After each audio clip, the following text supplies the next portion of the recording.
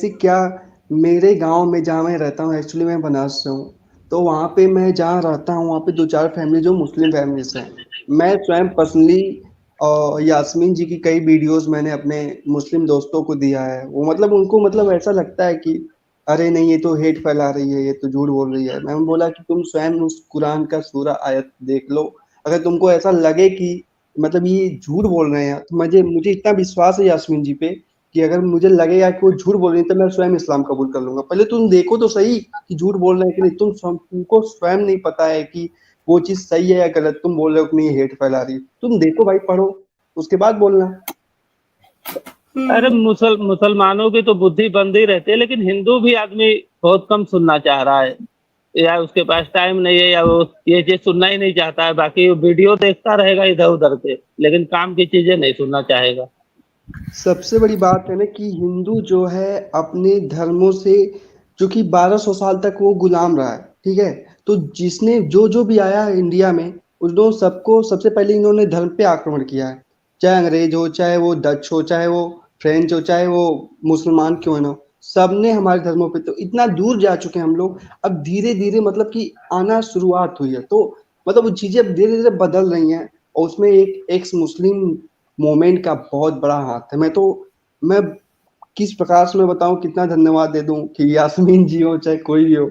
मैं धन्यवाद बोल नहीं सकता कि मैं कितना बड़ा, मैं स्वयं इतना स्टडी किया, इतना मतलब यास्मीन जी को सुना, अभी काफी लोग एक्स मुस्लिम है, सबको सुना, तो मुझे काफी अच्छा लगा। अरे एक्चुअली क्या है कि हमारे धर्म में जो सत्य सनातन धर्म में, एक्चुअली धर्म जो है ये योग है। धर्म जो योग नहीं योग, योग धर्म नहीं, योग योग योग योग मैं उसी पे आ रहा हूँ, मैं उसी पे आ रहा हूँ। एक्चुअली क्या है, जो जैसे होता है ना, जैसे हमारे यहाँ पूरी बात सुनिएगा यास्मीन जी। जैसे हमारे यहाँ पूजा पद्धति होता है, आरती हम्म। होती है, घंटा घड़ियाल शंख ये सब होता है ना। ये सब हम्म। एक्चुअली बस इंटरनल पीस के लिए होता है। एक्चुअली ईश्वर के जाने तक का तरीका नहीं है। हमारे शास्त्रों में भी लिखा है कि इस प्रकार से आप केवल ईश्वर से मतलब कि महसूस कर सकते हो, उसके यहाँ तक जा नहीं सकते हो। लेकिन जो योग है, योग, ब्रह्मचर्य, ध्यान, इन सब चीजों से, ध्यान, मेडिटेशन, इन सब चीजों से आप अपनी स्वयं की, चाहे वो गौतम बुद्ध हो, महावीर स्वामी हो, या फिर हमारे ऋषि मुनिया हो, सभी लोगों ने योग द्वारा, ब्रह्मचर्य द्वारा, ध्यान द्वारा आत्मा आत्मा से आत्मज्ञान और आत्मज्ञान से परमात्मा और परमात्मा से मोक्ष को प्राप्त किया है। तो ये एक्चुअली जो प्रोसेस है, ये इंटरनल साउल को मतलब आत्मज्ञान को जानने वाली चीज है, जो कि बहुत ही मतलब कि ये, मैं क्या बोलूं, ये जो जाकिर नाइक बोलता है, मैंने ये वेद से, ये देखो ये वेद से मैं ये टॉपिक दे रहा हूँ, जो सुना मतलब कि तुम जिस दिन, मैं उससे बोलना चाहूंगा कि जिस दिन वो योग को, ब्रह्मचर्य को, ध्यान को और काफी चीजें हैं वो सबको जान जाएगा, तो घूम घूम के कन्वर्जन नहीं कराएगा। बड़ा अजीब लगता है।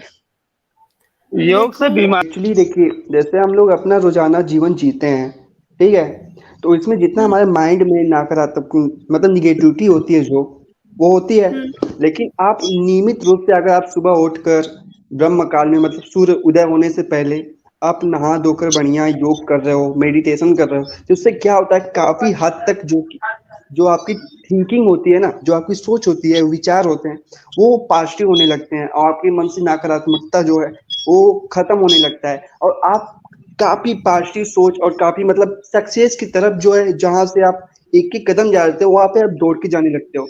और काफी आपको मतलब जो जीवन का वास्तविक आनंद है, जो आपको स्वयं में मिलता है, वो आपको पाना स्टार्ट होने लगता है। मेरे हिसाब से ये है। सुनिए ना, तो मैं आपकी क्या बोल परीक्षा रहा कर हूँ, लेते हैं। अ- अक्लेष्ट एके जी धूम और इसका यास्मीन जी। प्रयोग कहाँ होता है? रुकिए ना पंडित जी। अक्लेष्ट धूम इसका प्रयोग कहाँ होता है तंत्र में, बताएं।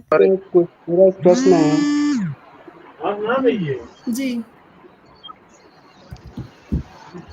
मैं आपने मतलब कि मैं इस तंत्र विद्या से, ये मेरा बहुत मतलब कि मैं उपासना पद्धति में भरोसा रखता हूँ कि उपासना होती है, साधना होती है, सब कुछ होता है। लेकिन ये मैं तंत्र में बड़ा कंफ्यूज रहता हूँ कि वाकई में ये सब मतलब मैंने अथर्ववेद में, मैं जैसे स्टूडेंट हूँ, मैं सीडीएस की तैयारी करता हूँ, उसमें मैंने मतलब वेदों का हम्म। सब ज्ञान होता है ना कि ऋग वैदिक काल, उत्तर वैदिक काल, तो उसमें मैंने पढ़ा था कि अथर्ववेद में, जो कि हम्म। सबसे लास्ट वेद है, तो उसमें मतलब कि हम्म। ये जादू टोना, चिकित्सा, मतलब कि विज्ञान, ये सब चीजें इसमें हैं।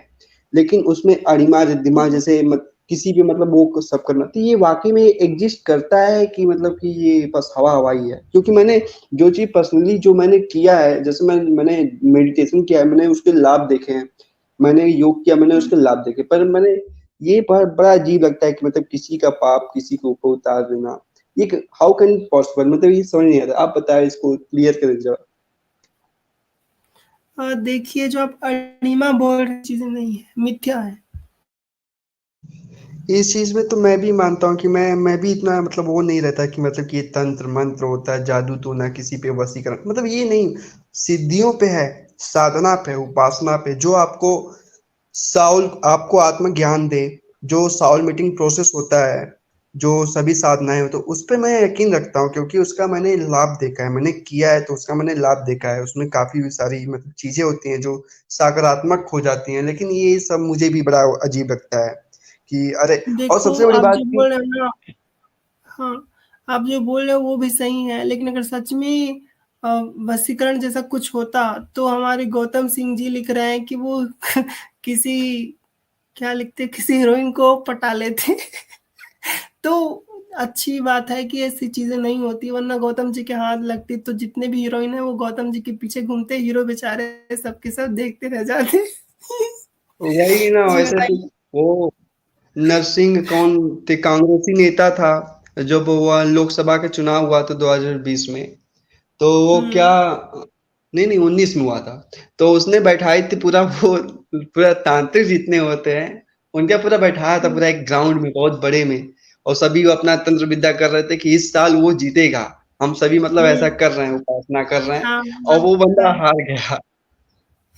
तो अरे ये सब छोड़ो, एक चीज क्या हुआ था अभी न्यूज पे, आप देखिएगा, मतलब देख रहे होंगे, क्रिकेट जब हो रहा था ना, वर्ल्ड कप, जब भारत और पाकिस्तान का हुआ था, तो जितने भी ज्योतिषी आए थे, बड़े बड़े ज्योतिषी, नामचीन वाले, एकदम बड़े नाम वाले ज्योतिषी, सारे के सारे पैनल पे बैठे थे न्यूज के, सबके मुख में यही था कि ग्रहों की दशाएं ऐसी हैं, स्थितियां ऐसी हैं, अब ये लोग क्या करेंगे, पक्का जीतेंगे 100%। सारे के सारे जितने भी ज्योतिषी थे, सारे के सारे ने कहा पक्का जीतेंगे, पक्का जीतेंगे। लेकिन उनकी जो बात है वो निष्फल हुई और भारत हार गया। अच्छी बात है, उन्होंने जो है वो उनका विश्वास बढ़ाने के लिए कहा, बिल्कुल कहना भी चाहिए था, लेकिन इससे एक चीज सिद्ध हो गई कि उनका जो ये ज्ञान है वो निष्फल है, वो मिथ्या है, वो सच्चा नहीं, वो झूठा है। सच्चा होता तो ऐसी बात नहीं होती। नहीं, देखिए सबसे बड़ी बात है कि मैं मानता हूँ, जैसे आप उपासना पद्धति में कर रही हैं, आप मेडिटेशन कर रही हैं, आप योग कर रही हैं, आप ब्रह्मचर्य फॉलो कर रही हैं, तो आप में उतना शक्ति आ जाएगा। जैसे लोग कहते हैं ना कि मैं आपका हाथ देकर बता दूंगा आपका भविष्य क्या है, तो आप में मतलब कि आप, वो होता है चीजें कि आपके मतलब जैसे बोलते हैं कि उनके मस्तक पे तेज इतना है, ऐसे बोलते हैं लोग ना, ऐसा होता है जैसे नॉर्मल, जैसे हम लोग हैं, जैसे हम लोग रोजाना लाइफ जीते हम्म। हैं, सब कुछ ऐसे चल रहा हम्म। है, तो वैसे आपको नहीं होता। लेकिन जैसे ही आप उस प्रोसेस में जाती हैं, तो आप जैसे जिस व्यक्ति को देखेंगी, तो उस पे आपको समझ में आएगा कि नहीं, ये नकारात्मक है कि सकारात्मक, उस कुछ चीज होती है जो आपको समझ में आ जाएगी। तो लोग बोलते हैं कि नहीं ज्योतिषी है, तो मैं तुम्हारा हाथ देकर बता दूंगा, तुम्हारे 4 बच्चे होंगे, हम्म। इतनी बड़ी कार होगी, बिल्डिंग होगा। तो मैं इन सब चीजों में हम्म। भरोसा नहीं रखता। मैं जो वास्तविक जो चीज एग्जिस्ट करती है, जिससे आप उस चीज वहां उस लेवल तक पहुंच जाओ, मैं बोलता, हम्म। अगर तमाम जैसे साधु संत हैं जो सियाचिन में, जहाँ पे -40 डिग्री हमेशा रहता है टेम्परेचर, वहां पे हम्म। मैंने तमाम ऐसे साधु संतों को देखा है जो बिना वस्त्र के, नागा साधु जिनको बोला जाता है, बिना वस्त्र के, और हम्म। जहाँ पे मतलब कि हम लोग चले जाएं तो वहां पे जी रहना खाना सांस लेना भी पॉसिबल हो जाए, वहां पे बिना कपड़े के उन लोग बैठे हुए हैं, वहां पे राम राम राम बोल रहे हैं। और सबसे हम्म। हैरानी की बात ये है, सबसे हैरानी की बात, कि उनकी मस्तक से पसीना निकल रहा है, मतलब कोई भी, तो ये उपासना विधि थी, निंदा की ये तंत्र विद्या है, ये है। और एक बहुत गंदी चीज मुझे लगती है कि मेरे अभी जितने आपके दर्शक सुन रहे होंगे, वो ना वो मुझे गाली दें, कि ये लोग तंत्र विद्या जो भी बिलीव करते होंगे, वो लोग ऐसा करते हैं कि काली माता का मतलब उपासना देवी है, काली माता, भैरव माता। अरे भाई, काली माता का आप तंत्र विद्या से जिस दिन हमको आप देवी मान लेते हो ना, आप उनका स्वयं अपमान करते हो, ना कि उनको सम्मान विधि से देखते हो, सम्मान की निगाह से देखते हो।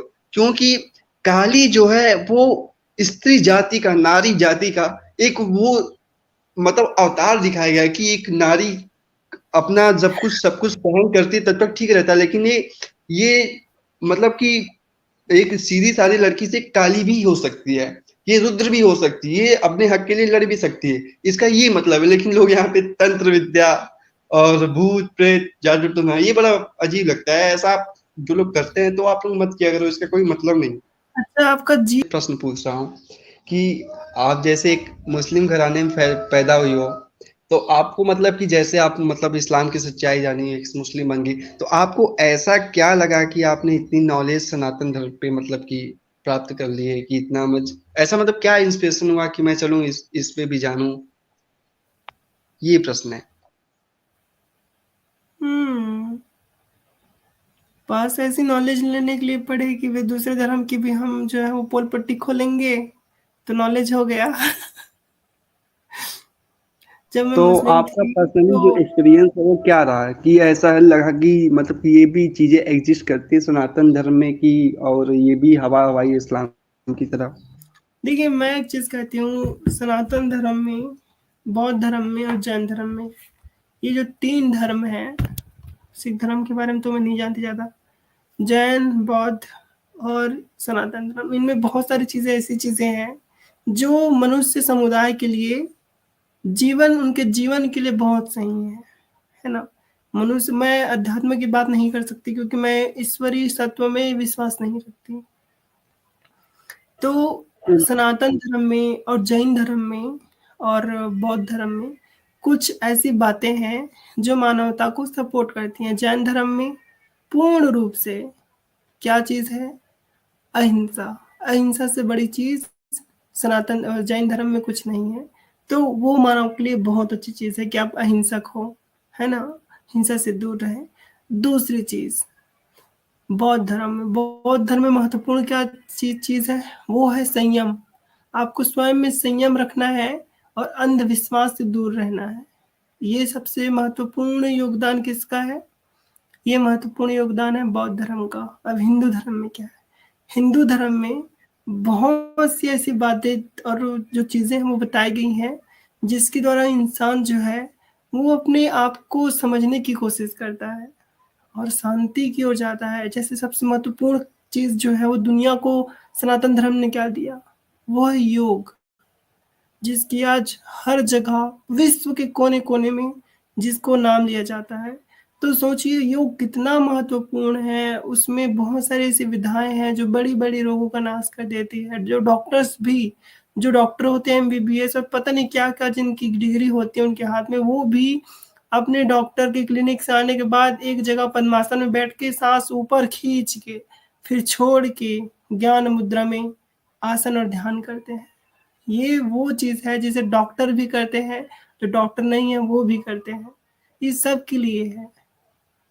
तो ये जो धर्म है वो मानवीय मूल्यों को लिए हुए है। अब अंधविश्वास तो हर धर्म में होता है, सनातन धर्म में भी अंधविश्वास है। आप देख लो कि कोरोना मैया को लोग कोरोना बोल के कोरोना मैया बोल रहे थे, हालांकि ये सनातन धर्म का अंग नहीं है, लेकिन ये विश्वास उन्हीं धर्म को मानने वालों में है।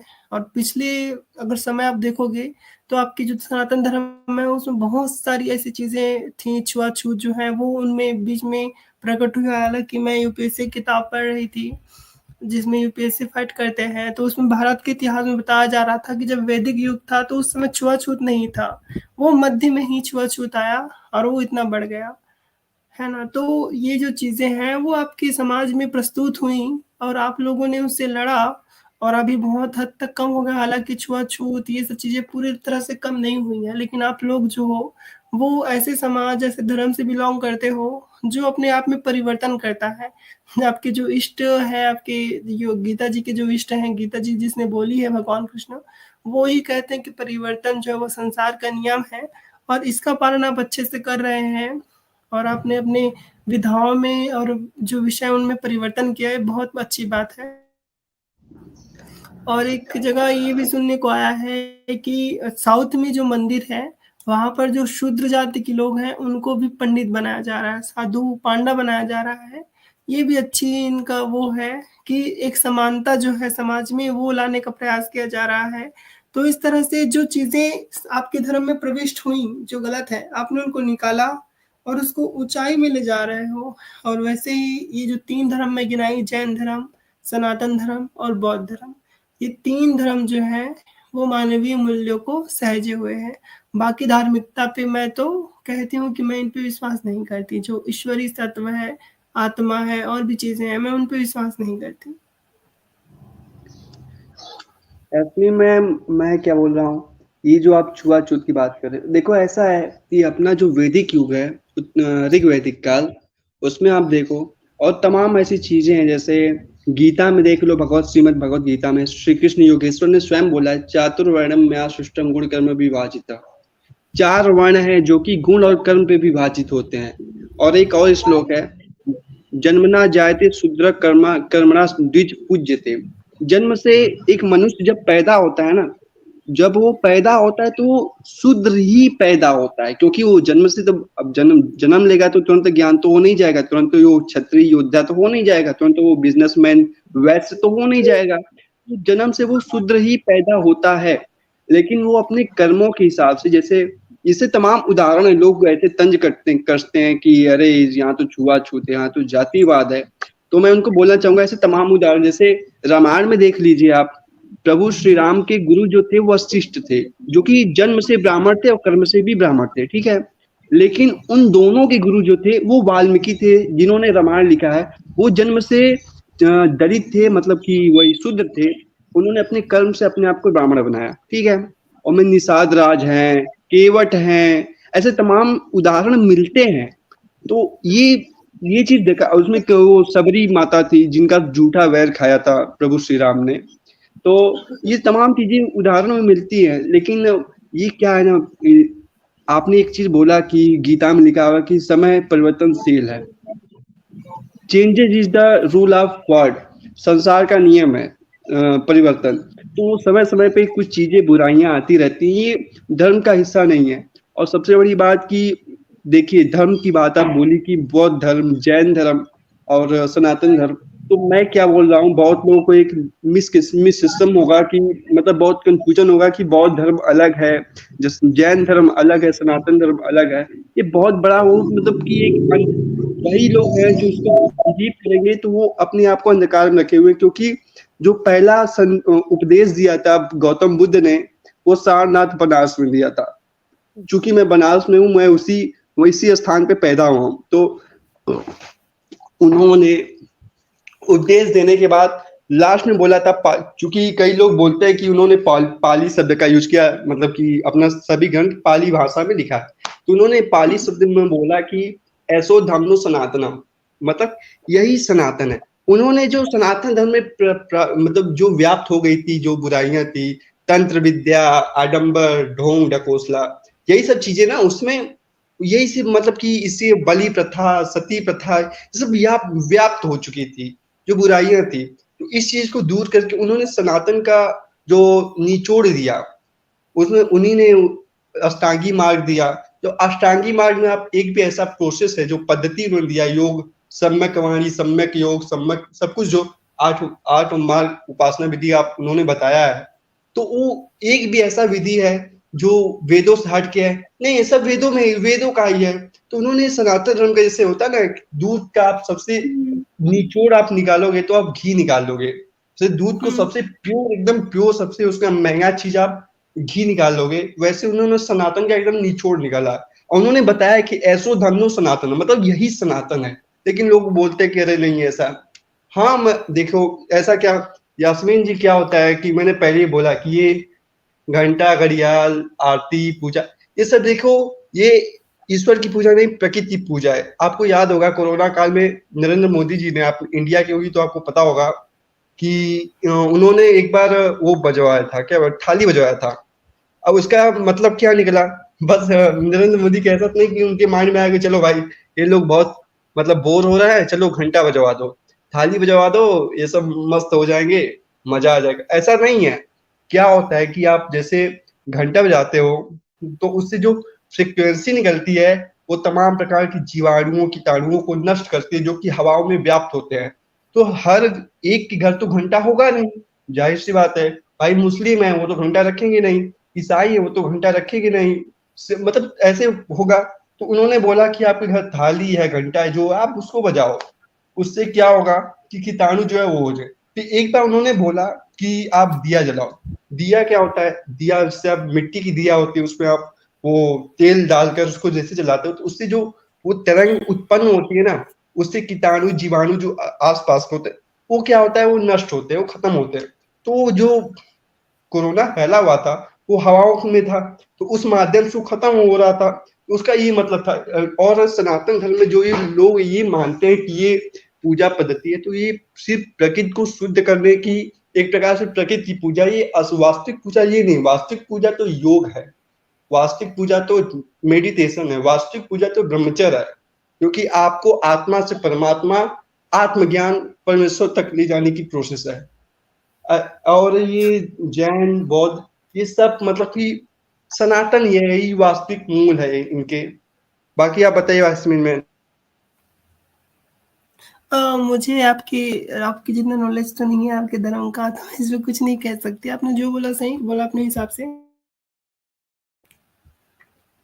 नहीं मैं ऐसे हवा में फेंक नहीं रहा हूँ, इसका मतलब कि वो तथ्य है, वो नहीं प्रूफ है, वो होगा, वही। मुझे इस चीज के बारे में नहीं पता, तो मैं इस पे बोल के क्यों जो है वो ऐसी चीजों को उजागर करूं जो चीज है ही नहीं, है ना।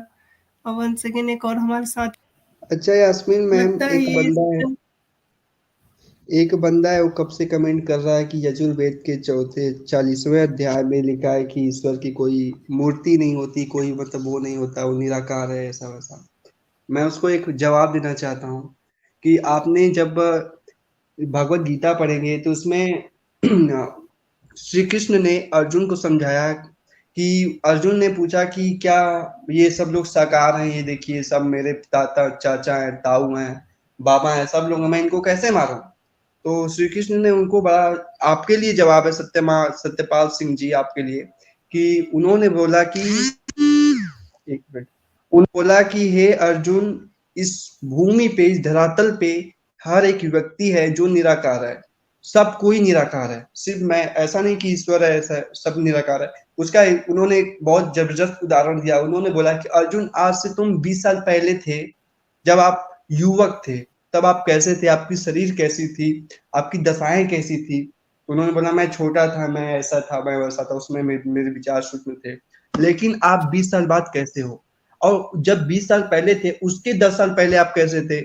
तो मतलब उन्होंने बताया मैं एकदम बच्चा था, आप पैदा हुए थे, आप आपकी शरीर की दशाएं बदल रही है, मतलब उसका एक वास्तविक आकार आपका भी नहीं है। इस प्रकार से आप भी निराकार हो। तो आप जो बोल रहे हो कि ईश्वर का आकार नहीं, ईश्वर का आकार है। आप जिस जिस मतलब की दिशा में, जिस दृष्टि से आप ईश्वर को देख लो, आप जिस मतलब कि आप जिस दृष्टि से आप देख सकते हो, ईश्वर उस आकार में आपके लिए उपलब्ध है। इसका मतलब नहीं कि इसका कोई कोई आकार नहीं, कोई एग्जिस्टर नहीं है, कोई मतलब कुछ भी नहीं है, ऐसा ऐसा नहीं होता भाई।